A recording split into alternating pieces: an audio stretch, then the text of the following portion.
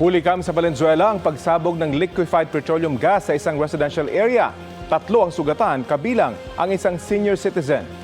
Balita natin ni Gabriel Gonzalez.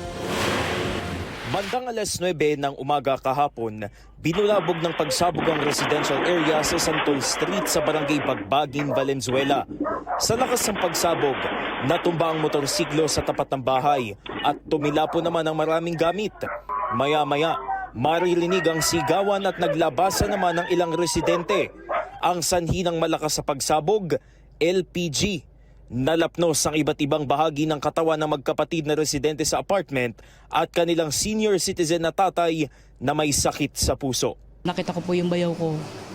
Lumabas po ng pinto at sabi niya sa akin, tulungan mo si tatay. Pero ngayon po, 3 na po sila nasa East Avenue.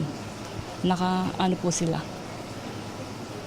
Dahil kailangan daw pong i-intubate dahil sana lang nga po. Sumiklab ang apoy matapos ang pagsabog.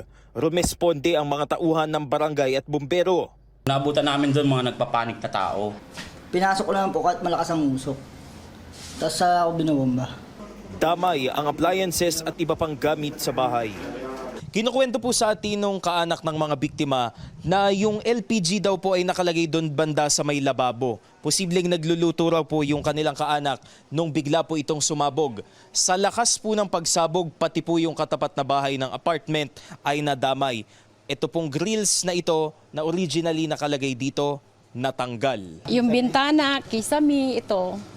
Tapos, yung mga bubog pumasok sa loob. Siguro ko, isa rin akong, pigsabing may injured.